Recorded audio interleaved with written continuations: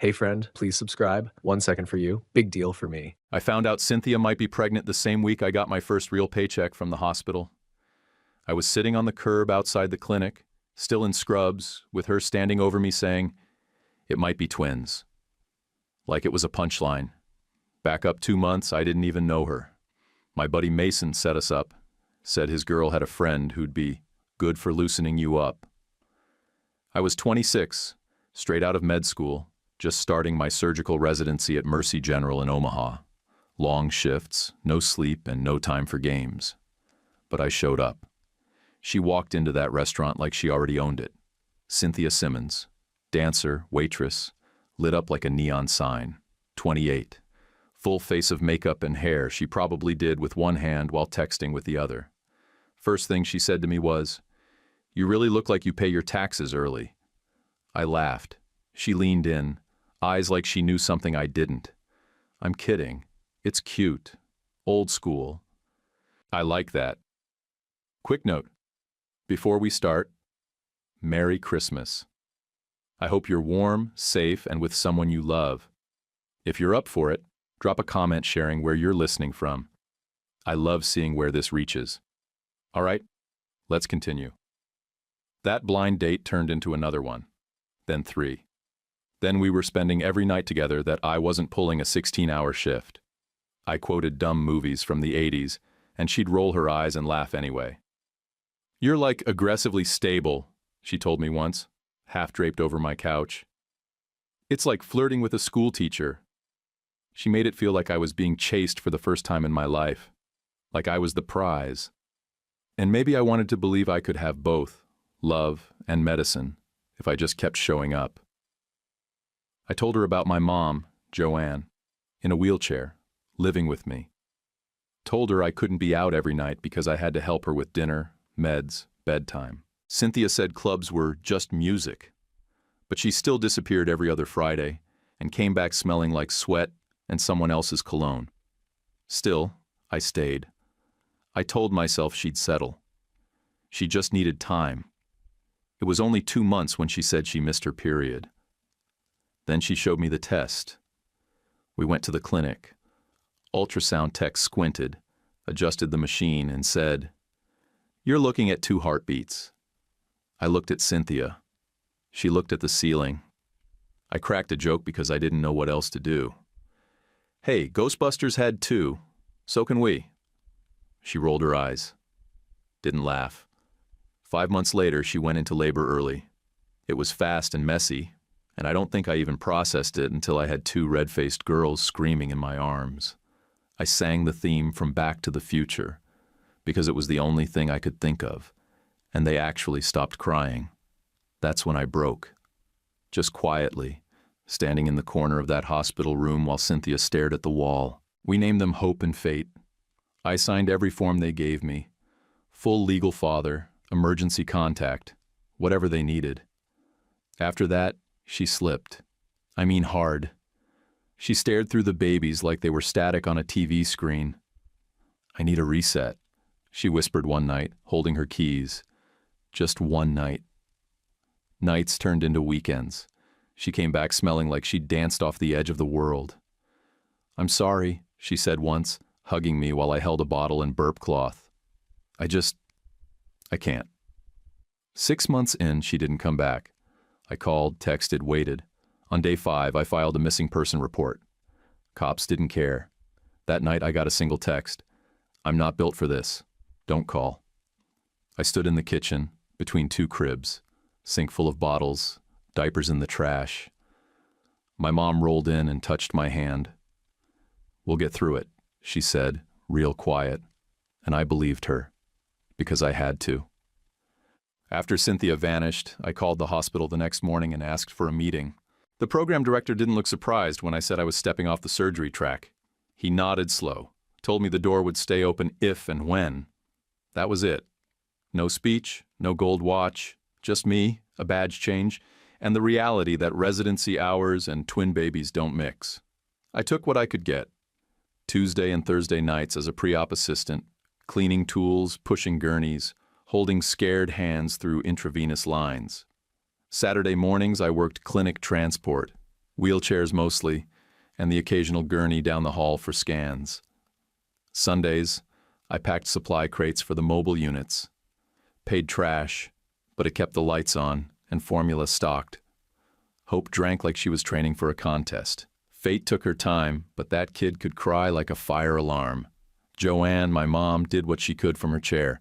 She couldn't chase a toddler, but she could hold a crying baby better than anyone I've ever seen. She'd hum these soft church lullabies barely above a whisper, and both girls would just melt into her lap. She'd say things like, "Let them feel safe first. Everything else comes after." I learned to sleep in pieces. 10 minutes here, 20 there. I stacked naps like Tetris blocks, aiming for one full shower a day if I got lucky. I got fast at diapers. I could warm bottles with one hand while balancing Fate on my hip. You stop overthinking real quick when the alternative is two screaming infants at once. One night I was dragging trash to the curb when Thane and Morella from next door waved me over. Morella handed me a lasagna and said, "We had leftovers and a baby gate we're not using anymore. You're going to need it once they're mobile." I almost cried over that stupid gate. I didn't, but I almost did. Reverend Ellis Brandt, who'd done my mom's prayer group years back, started stopping by. No sermons, no pressure, just 10 minutes. He'd sit at the edge of the couch, nod at the girls, and say a quiet prayer over them, like it was the most normal thing in the world. Then he'd leave without waiting for thanks. That kind of man. Thursdays, I'd walk the girls to the park in the double stroller, just to feel like a human again. There was this bakery stand on the corner, run by a guy named Lyle Penner. Blue cap, always humming. After the second time he saw me with both girls, he started handing me a brown paper bag of day-old rolls. "For the twins," he'd say, pretending he didn't see me slip a 5 into the tip jar. I kept a notebook, just a cheap one from Walgreens. Every dollar in, every dollar out. Diapers, wipes, rent, heating. I tracked it all down to the cent. Told myself I'd go back to Scrubs once things settled. Then I laughed at myself because the word settled felt like a joke. At night, I'd sit with the baby monitor balanced on one knee, a peanut butter sandwich in one hand, and an old movie on mute. The Outsiders was a favorite. I'd whisper lines into the quiet room. "Stay gold, pony boy." And Hope would blink like she got the joke. Or maybe she just liked the sound of my voice. No one from Cynthia's side ever called. Not her mother, not her friends. Like she'd been beamed off the planet. I sent one letter to a P.O. box number she'd texted me months back. Just a Christmas card with a photo of the girls. Hope and Fate in matching green pajamas under a blinking string of lights. It came back undeliverable 2 weeks later. No return address. No message. That first Christmas hurt more than I let on. I sat on the floor with the twins in my lap, surrounded by hand-me-down toys and dollar store wrapping paper. Joanne was in her chair humming, her eyes red, but steady. She never once asked about Cynthia.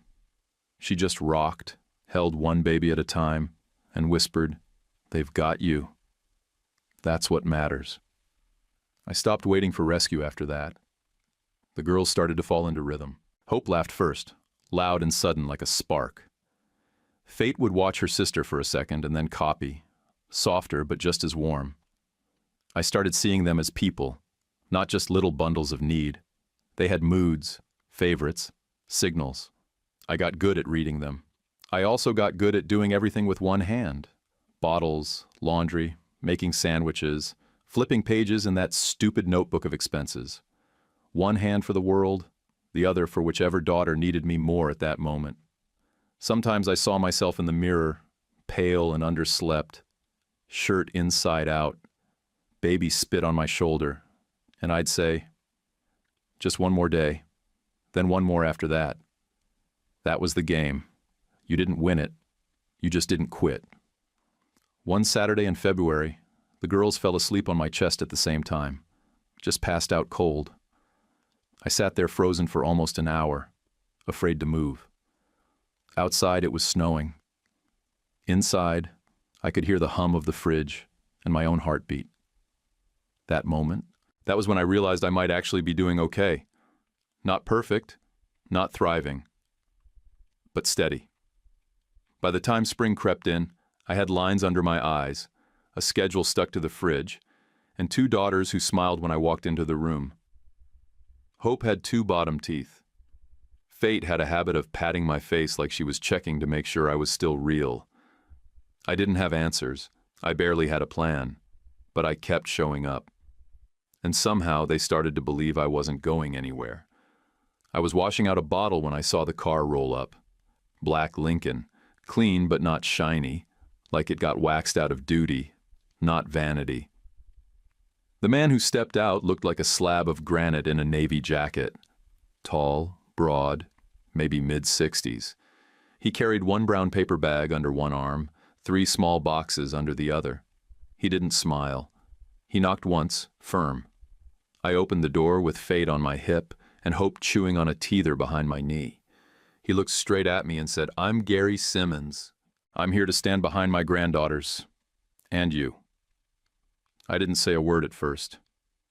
I'd only seen his face once, in a photo Cynthia kept on her phone. Her in a wrinkled Christmas sweater, drunk off something cheap, leaning on a man who looked uncomfortable but proud. This version was older, heavier in the shoulders, and calmer. Like he'd already done his shouting years ago and left it behind. "I'd like to sit at your table," he said. I stepped aside without answering. We sat across from each other while the girls banged plastic cups against their high chairs. He set the boxes down, opened one. Inside were a couple stuffed animals and 2 brand new board books. He glanced at the girls, nodded once. "I'm sorry about my daughter," he said. "I'm not here to excuse her, and I'm not here to fix her. I'm here to make sure these girls don't pay for what she couldn't carry." He didn't blink when he said it. He didn't lean in, didn't soften the words, just laid them down like lumber. Then he looked at the girls again, hard, not creepy, intentional. His eyes went from Hope's hair to Fate's nose and ears like he was cross-referencing them against an invisible chart. Then his voice cracked a little. "That's my mother's side right there. She'd have spoiled them rotten." I was still trying to figure out how to breathe when he pulled out 2 envelopes from the inside of his jacket. "$300 each," he said. "For shoes, not for shame." "We're okay," I said. "Really, we've got enough." He looked at me like I was missing the point. "You're doing great. That's different from having enough." Joanne rolled out from the hallway just then. She hadn't said a word since he walked in. He stood up when he saw her. "You must be Joanne," he said, offering his hand. She looked him up and down, then smiled faintly and shook it. "And you're late." He laughed for the first time, full-chested, not loud but warm. "That's fair," he said. He helped her carry the bottles to the sink without asking. She didn't argue. Then he turned to me and asked, "What do you need most?" Joanne answered before I could. "Breathing room." I grabbed the notebook off the counter, the one with every receipt, every diaper expense, every rent check tracked down to the penny, and handed it to him. He didn't flinch, just flipped through a few pages, then nodded slow. "I'll handle daycare, and we're going to talk about something better than this apartment." That was when the door opened again. I hadn't heard a second car pull up. A woman walked in. Early 20s, dark hair pulled back, serious eyes, no makeup, and not one wasted movement. "This is my granddaughter," Gary said. "Paula Simmons, my late son's daughter. She's finishing a grad program in biomechanics at State." I stood up. She didn't blink. Just walked over and reached for Hope like she'd known her a year. Hope leaned in without hesitation. Fate turned her head, blinked twice, and then tucked into Paula's shoulder like she already recognized her. "I've read about you," Paula said to me. "And them." Gary leaned on the counter. "She's their cousin, Cynthia's niece. I wanted her to meet them early. Build a bond now. Family's like cement. You pour it right or it doesn't hold." "I don't want to crowd you," Paula said, "but I'm here if you need help." I nodded, not sure what to say. Gary didn't make a single demand, No tests, no lawyers, no threats, just terms. I'll contribute, I'll advise if you want it, but I won't override you, and I'll keep Cynthia out of this unless she gets healthy. You've done the work, Nate. I'm just adding hands to the job. That hit hard. I didn't know how to respond, so I said what I meant. Thank you. He shook my hand like it meant something. Then he hugged Joanne like they'd been old friends who just hadn't met until now. They stayed for 2 hours. Paula fed one baby while I rocked the other. Gary asked about my job schedule, read through my scribbled notes, and made a list of what the girls were outgrowing. He didn't treat it like a favor. He treated it like his job. When they finally left, the apartment felt quiet in a way I hadn't felt in months. I turned off the light, stood in the dark kitchen with the sink still full, and the girls sleeping in their cribs. For the first time in a long time, I let myself breathe. Really breathe.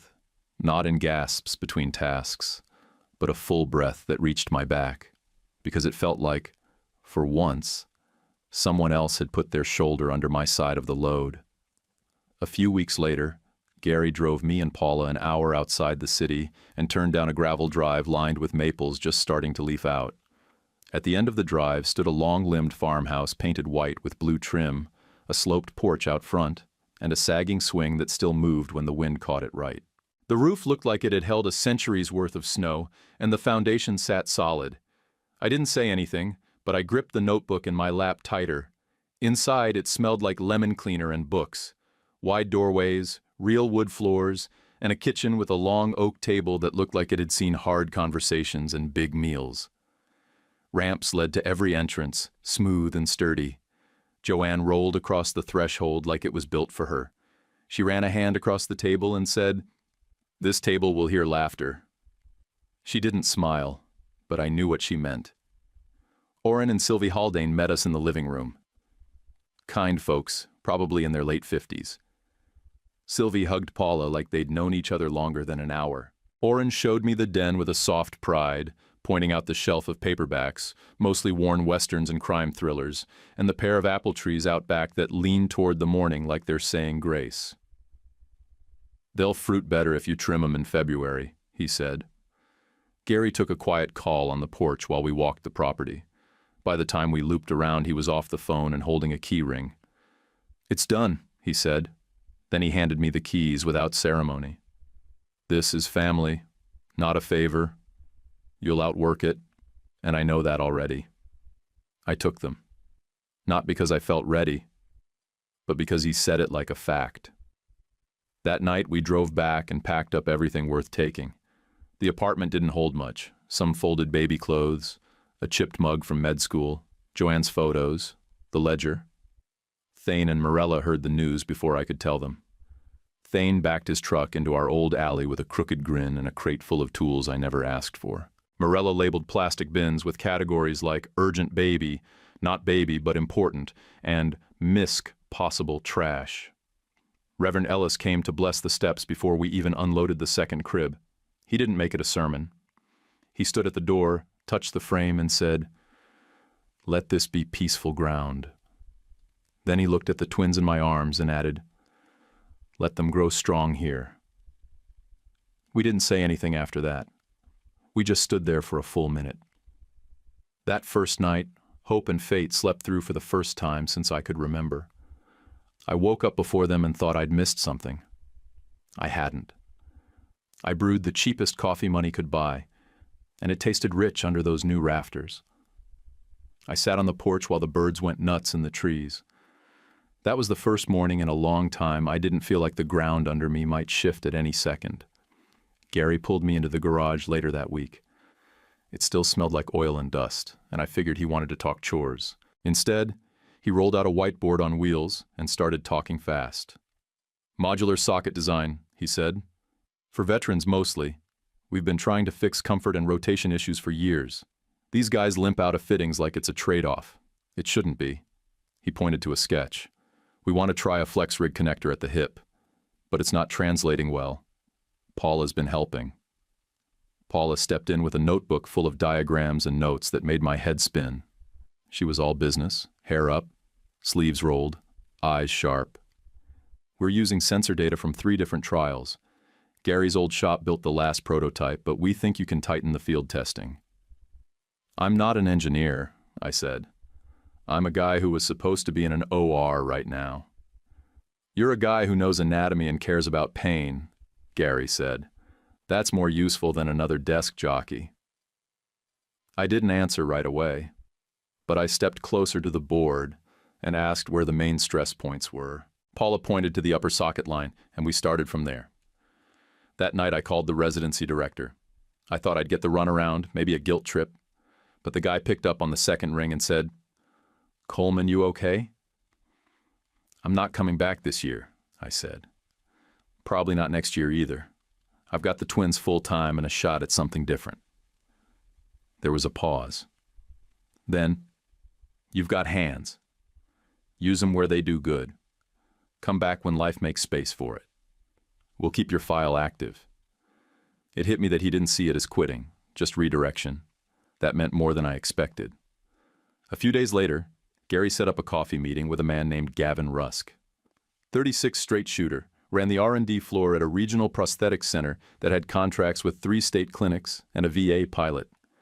Gavin had a handshake like a wrench and didn't waste time. "You got drawings?" he asked. I handed over my sketchbook. Half notes from Paula, half thoughts from late nights. And he flipped through it. Slow.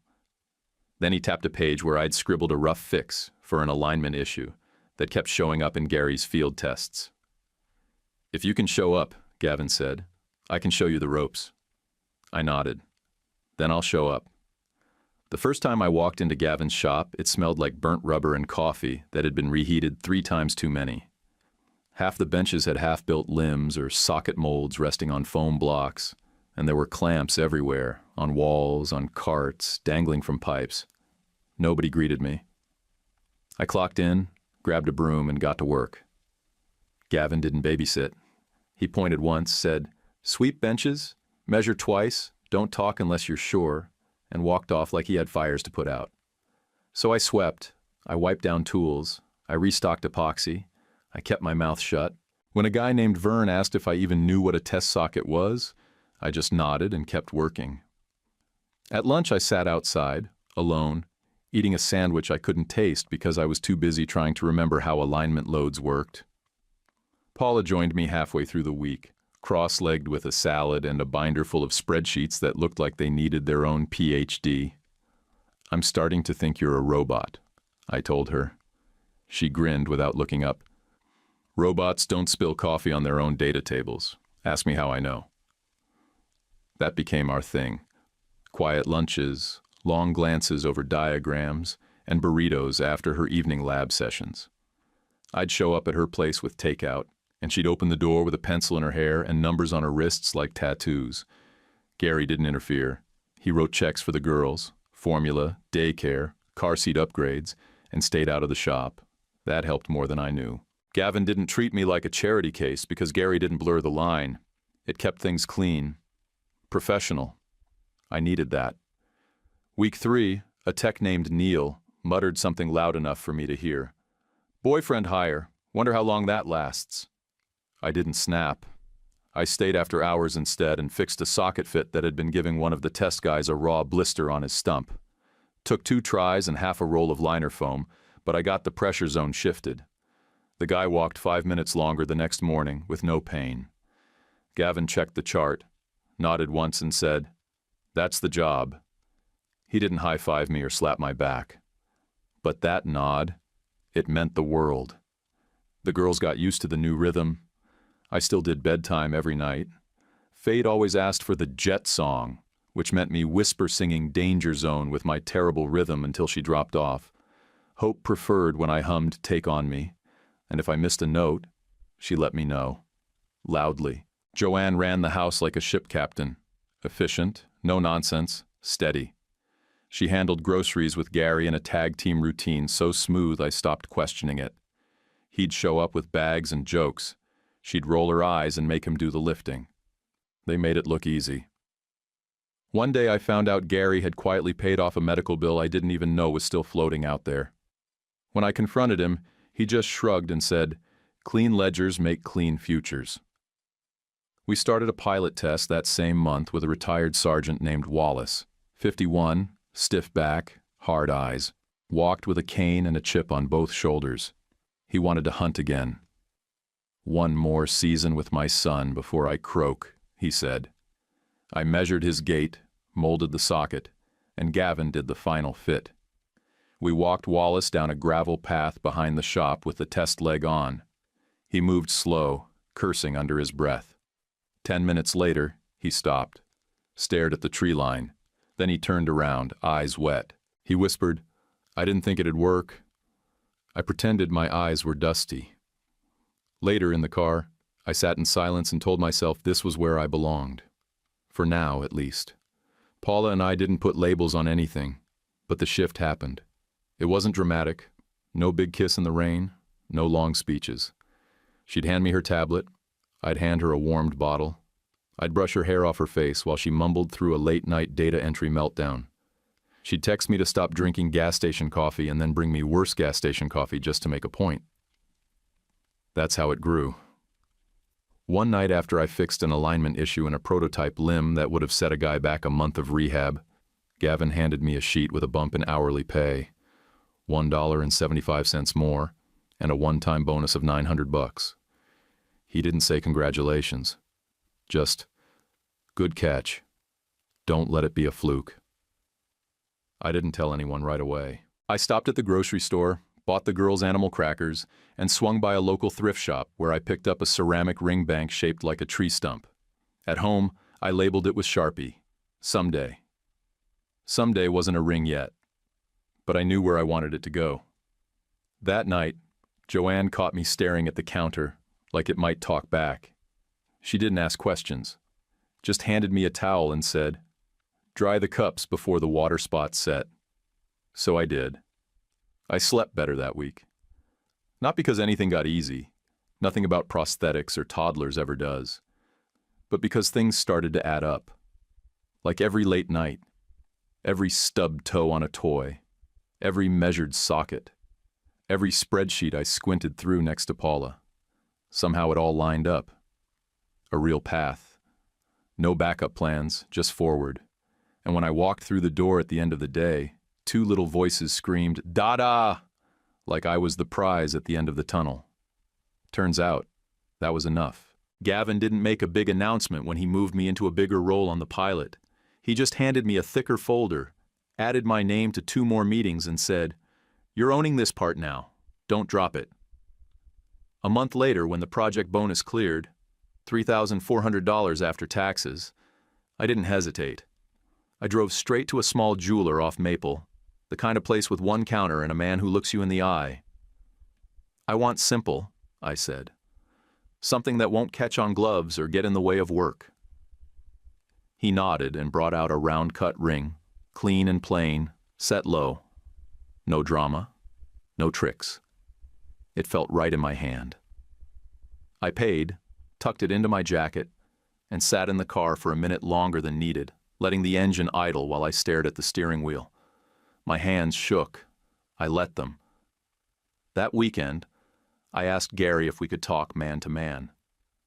He didn't ask why. We sat on the back steps with the yard stretching out in front of us, the apple trees just starting to bud.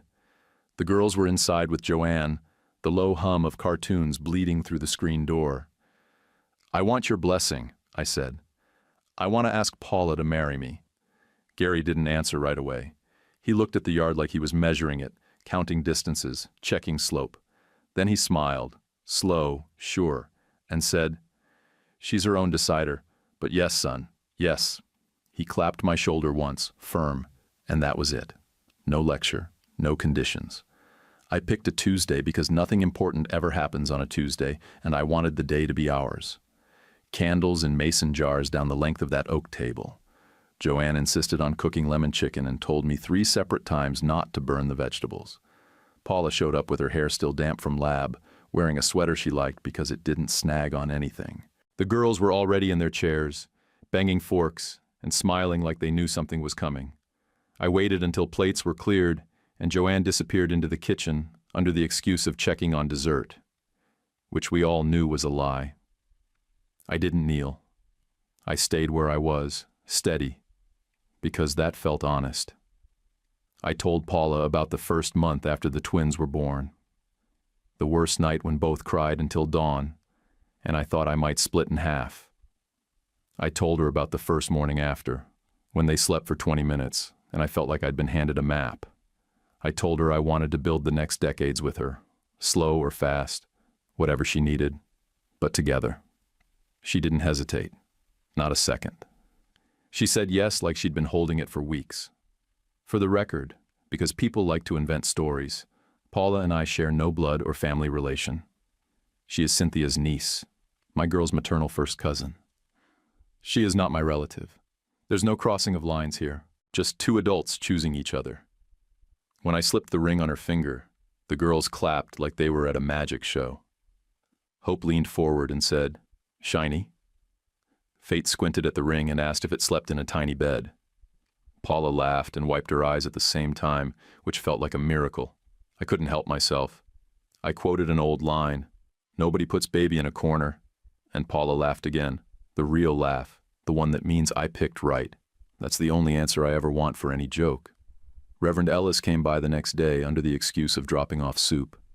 He didn't pretend not to know. He smiled, hugged Paula, and said he'd marry us in Gary's backyard when the weather warmed.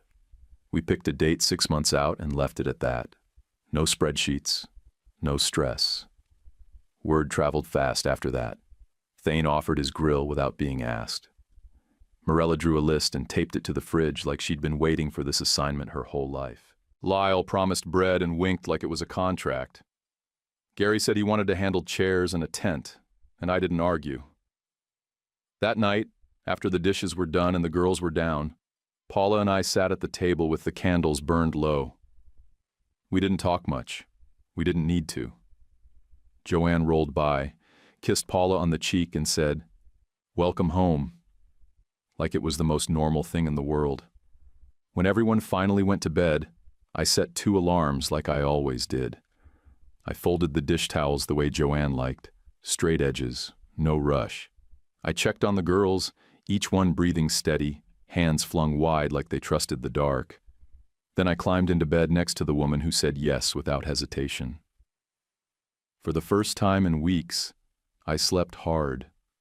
4 days after Paula said yes, I looked out the kitchen window and saw Cynthia walking up the driveway in black heels like she was heading to brunch. She wore sunglasses even though the sky was overcast, and there was a man in a charcoal suit 2 steps behind her, holding a leather folder and looking like he charged by the minute. I opened the door before they knocked. Cynthia smiled the way people smile when they know they're not welcome and don't care. The man didn't even introduce himself. He just handed me a thick envelope. "Cynthia Simmons is petitioning for joint legal and physical custody of your daughters, and for child support arrears dating back to birth," he said, flat. I actually laughed. Couldn't help it. It came out wrong, bitter and sharp. The guy didn't flinch. Cynthia pulled off her glasses and stared at me like she was auditioning for sympathy. "They're my kids too, Nate. I have rights. You gave those up the night you ghosted us with a text." The lawyer cleared his throat. "You'll find our contact info in the packet. Please direct all future communication through the firm." They turned and walked back to the car like they'd delivered a pizza, and I stood there with the envelope hanging from my hand, skin hot, teeth clenched. I called Gary first. He didn't pause. "Get everything on paper. Do not react. I'll call Rhodes." Then I called Gavin. He said the same thing. "Don't panic. Document everything. You've done the work. Prove it." When I walked back inside, Paula was already pulling the lockbox from the closet shelf. She set it on the kitchen table and opened it like she was popping a trunk full of ammunition. Stacks of receipts, daycare invoices, clinic slips, babysitter logs, and a spiral notebook with a full timeline. She didn't say anything, just started organizing it by date. Reverend Ellis came by that evening with a pound cake and calm in his voice. He sat across from me while I flipped through the petition and kept his hands folded. "Don't swing back angry," he said. "Tell the truth slow. That's how you keep your ground." Joanne didn't give advice. She just touched my shoulder and said, "Stay steady, baby. Don't let her shake what you already built." We met our attorney 2 days later. Rhodes was compact, sharp-eyed, and already halfway through the file when we walked into her office. "She's in over her head," she said, flipping a page. "This isn't about parenting. This is about avoiding the debts she signed herself into."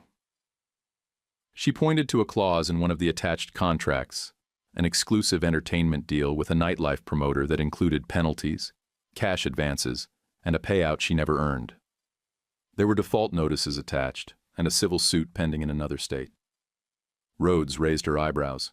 "This is not a woman looking to co-parent," she said. "This is a woman looking for leverage." Then she found a bench warrant for a no-show in a misdemeanor hearing tied to an incident at a club. "Failure to appear," she said. "That changes the risk picture." Over the next few months, we went to court 5 times. I wore the same navy blazer and the same dark tie every time, not because I cared about the look, but because I wanted to show the judge I respected the room. Lyle took time off the bakery to testify. He told the court he'd seen me every Thursday morning for the last 3 years. 2 kids in tow, buying milk, rolls, sometimes yogurt. "He talks to them like grown folks," he said. "Tells them where they're going, what they're doing. They're never scared around him. That's not small." Thane testified too. "I've knocked on that man's door at 3 a.m. when a power surge tripped my alarms. He came out in socks holding a flashlight. Always shows up." Gary sat in that witness box like he'd been born for it. No emotion, just facts. "I never tried to replace Cynthia. I never told him to cut her out. I only ever wanted those girls to have stability." The judge leaned forward at that. "People notice when a grandfather refuses to brag." Cynthia tried to spin it, claimed I hoarded the girls, refused visits, poisoned them against her. Rhodes stayed quiet, then slid a printed stack across the table. Texts, emails, missed calls. Cynthia asking for money at 2 a.m. Cynthia saying, "I'm not built for this." Cynthia disappearing for months. Then came the home assessment. The social worker showed up on a Wednesday. She met the dog. She walked through the garden, saw the safety locks, the extra rails, the soft edges. She watched bedtime. Hope asking if birds had ears. Fate trying to sing along to take on me. She stood in the kitchen afterward, jotting notes while Paula rinsed dishes and Joanne packed lunch for the next day. She left smiling. Her report used the word secure 3 times in bold. The ruling came in a week later. I kept sole legal and physical custody. Cynthia could petition for supervised visitation, but only after documented stability and proof of debt resolution. The claim for child support arrears was denied. Attorney fees, partially shifted. Outside the courthouse, she stood by the sidewalk with her arms crossed. She didn't have the sunglasses this time, just tired eyes and a frown that looked more practiced than felt. "You turned them against me," she said. I didn't answer, just picked up Hope and took Fate's hand, and we walked to the car like it was any other day. Because it was. Because I'd shown up, and I was going to keep showing up. The weather held just long enough. We stood under a cheap white tent in Gary's backyard, the breeze catching the fabric like it had something to say. Reverend Ellis kept the ceremony short and clean. No filler. Paula held my hand like it was already a habit, not a gesture. The girls dropped petals in uneven handfuls down the aisle, smiling like they owned the place, which they kind of did. We said our vows with mud on our shoes and calluses on our hands, and that made it better. Real. Honest. Gary teared up but pretended he had dust in his eye. Joanne wore a pale blue dress and beamed like she'd invented the whole day. Gavin showed up with a 6-pack and a crooked tie. Lyle brought a loaf of bread and called it his version of champagne. 11 months later, Paula gripped my hand in the hospital and gave birth to our son. We named him Chance.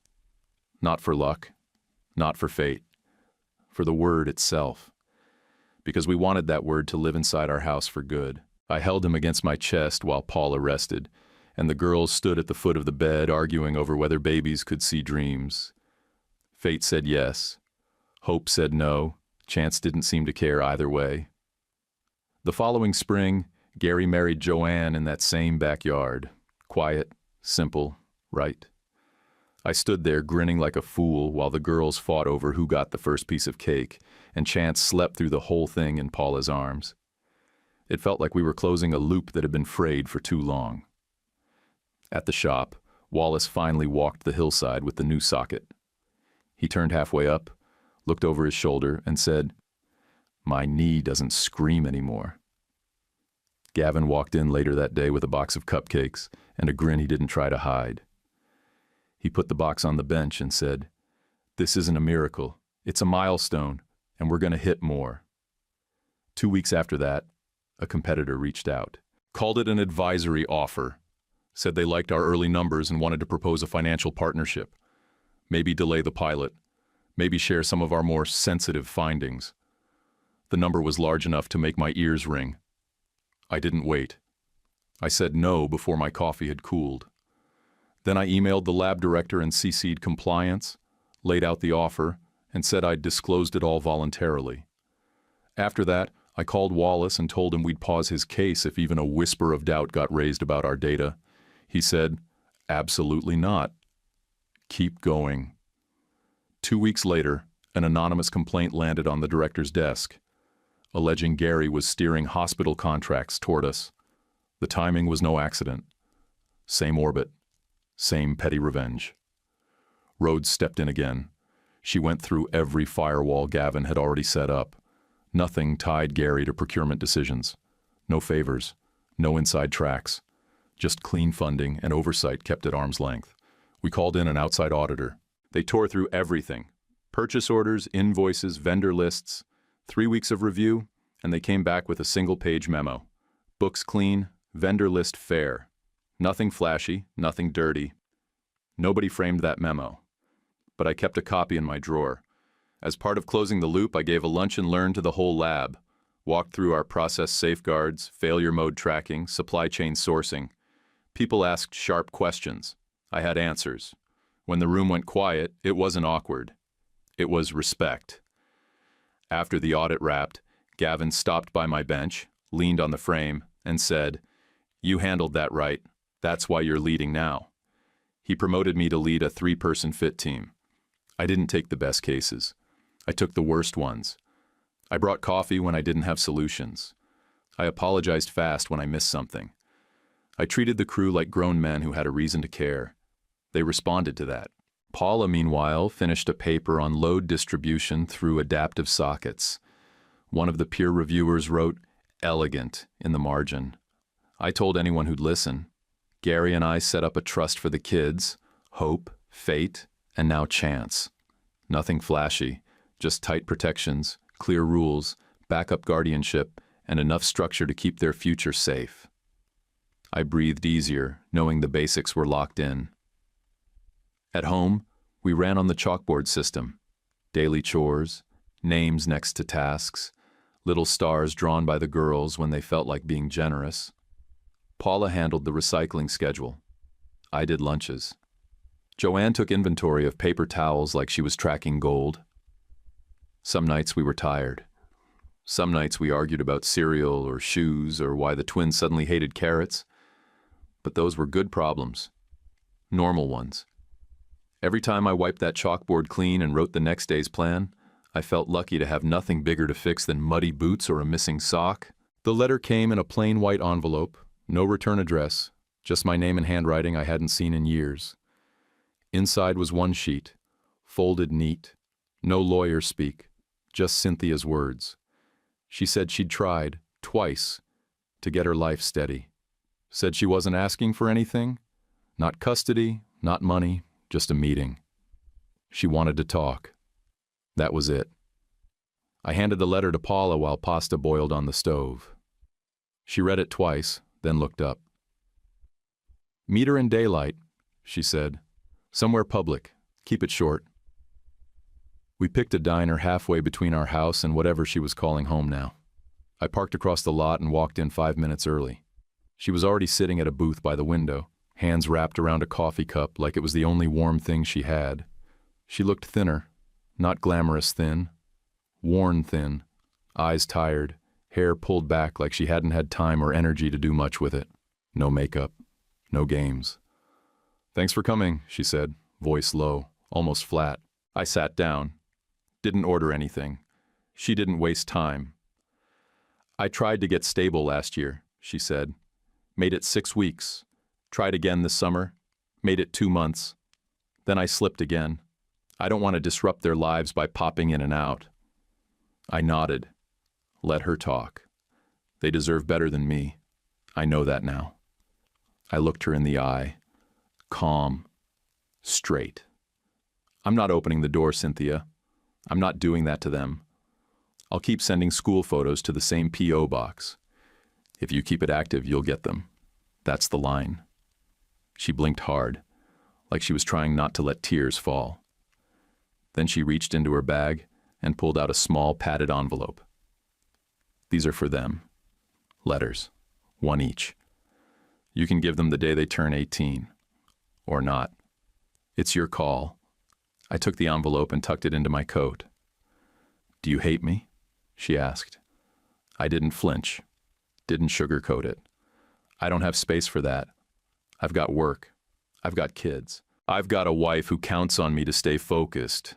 Hate takes energy I need for real things. She nodded once, wiped under her eyes, and didn't say anything else. I paid the check and stood up. Outside, we paused in the lot like two people who once almost were a family. No hugs, no dramatic goodbye.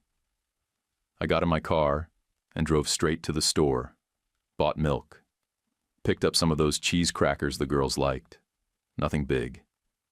When I walked in the door, Paula didn't ask how it went.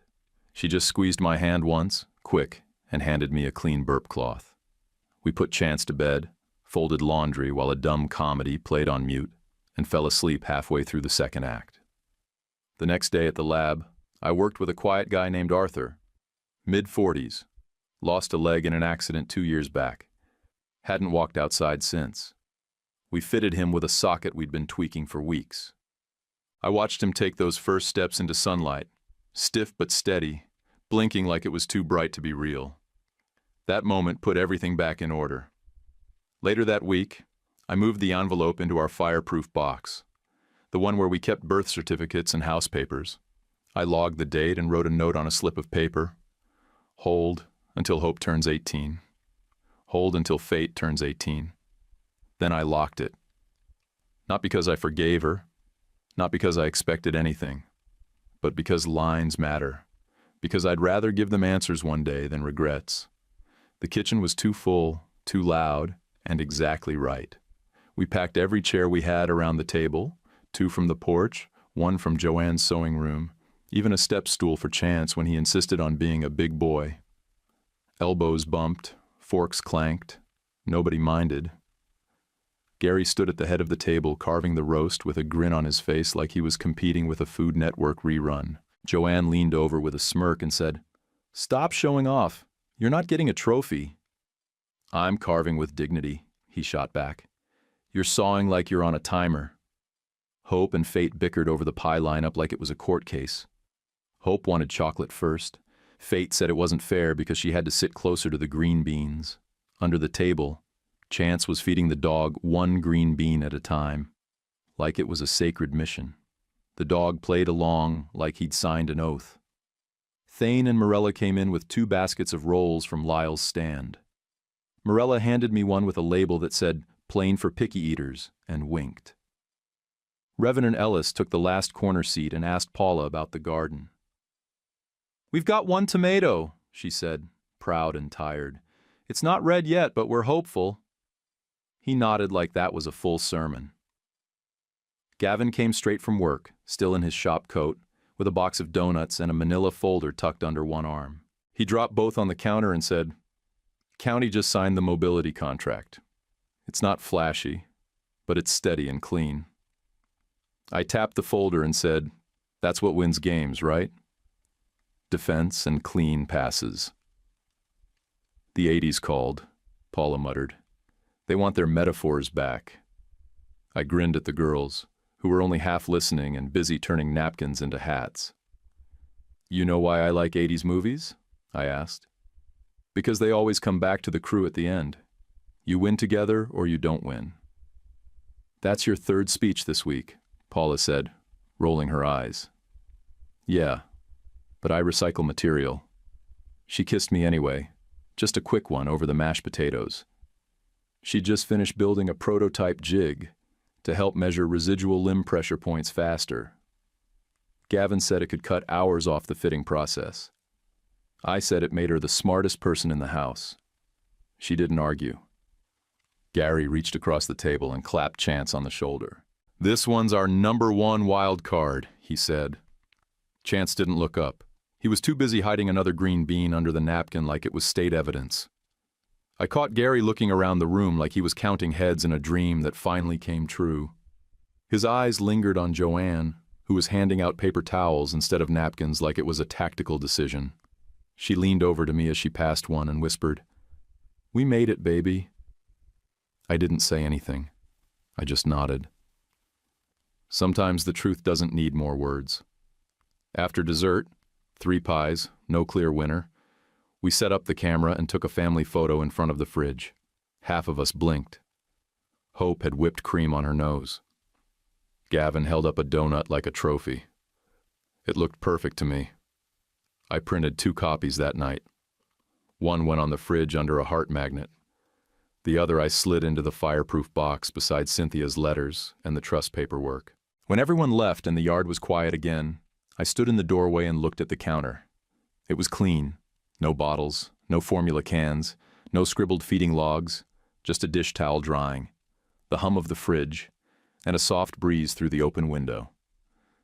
Here's what I know now. I didn't get here by being clever. And I didn't get here alone. I showed up. Other people showed up, and we kept moving. In the end, that was enough. Before you head out, can I ask you something real? When life finally starts going right, do you let yourself trust it? Or do you wait for the next thing to go wrong? If this story hit you, tap the hype button to help it reach someone who might need it. Don't forget to subscribe and like. It's just one click, but it means the world to us. And drop a comment, even just "powerful story." I'd love to hear what you think. YouTube picked this for you. Tap it. Let's see if they guessed right.